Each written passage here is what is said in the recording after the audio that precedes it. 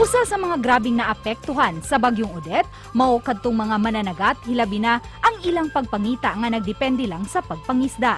Gawas ni ini, pila pud kaha ang danyos nga gibilin sa bagyo sa fishing industry sa Kabisayan. Karon, atong mahinabi ang Regional Director sa BFAR 7 aron muhatag og katinawan kabahin sa maong suliran dinhi sa GMA Regional TV Live. Kumusta man atong fisheries sector human sa pag-igo sa bagyong Odette kini atong pakisayran rong buntaga kay makauban ta ang Regional Director sa Bureau of Fisheries and Aquatic Resources 7, Dr. Alan Pokita. Good morning, Director Pokita. Kumusta, sir? Welcome sa GMA Regional TV Live. Good morning og sa tanang paminaw na to sa GMA 7. Director, kumusta man ang sitwasyon ug ang danyos nga gibilin ni bagyong Odette sa sektor sa atong pangisda? Grabe good kayo ang damage. Gani, the fact that during the first assessment of our office, including the reports coming from the field, nag-ingon doon namin estimated cost of 550 million value of damages sa atong fisheries sector. That includes the sewage projects, atong mga mariculture sites, atong mga fish ponds, atong mga fishing boats, nga mga pambot, mga nets. Way labot pag yun na sa infrastruktura sa BFAR. Ang BFAR, naglibog na gani ko kung saan ni pagsugod kay the estimated damage loss sa BFAR is almost 362.4 million. Ang ato ang hatchery nga to sa Ubay Bohol, it's a total damage. Guba tanan. Ang ato ang hatchery sa Panggangan Kalapi, nangamatay atong breeders. Napagyud ato ang mga buildings ini. Atong vehicles ini naguba. So,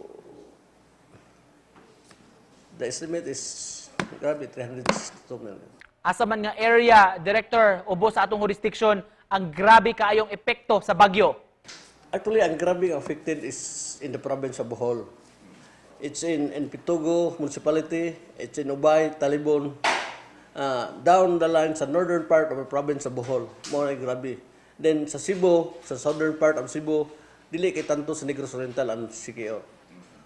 And mostly sa tuang fisheries sector is the boats nga Gikan sa inyong buhatan, RD, unsa may assistance ka pwede natong mahatag sa mga mananagat nga naapektuhan in town sa bagyo? There's no calamity funds.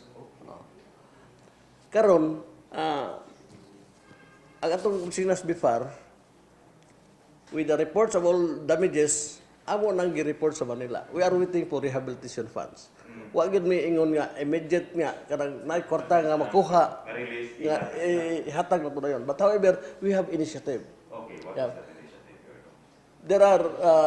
There are frozen fish coming from the initiative of BFAR Central Office kay gihatag sa tuwa. It's 3 tons. Atong nahatag apod-apod na to sa mga lungsod paghatag na to na ang RD, doon na ba tayo estimate kung pila ang atong mahatagan ng mga fisher folks o assistance? Yep, in our initial report, there are 8,976 fisher folk affected sa Typhoon Odette. Admittedly, RD, usasab kini inyong building o mga programa ninyo apektado sab sa bagyo. Unsaon man nato ni pagbangon, RD? Sugod yung taon sa uno ni. Kay, kanang breeders lang, it takes 30 years for us. Oh. So, listen jud kayo. We will start from the beginning. Siguro we will source out from other regions, not affected by Typhoon Odette. Bana-bana niyo, RD, unsay gidugayon pila man ka buwan una makabangon, makabarog ni atong mga apektado? Ako, it takes para nako dugay kayo kay but kanang long term nga bangon yun kay just like the breeders so on but the short terms kitong mga livelihoods siguro in 4 to 5 months nanapod sila anak kay anyway bagyo namo gyapon atong resources namo sa dagat.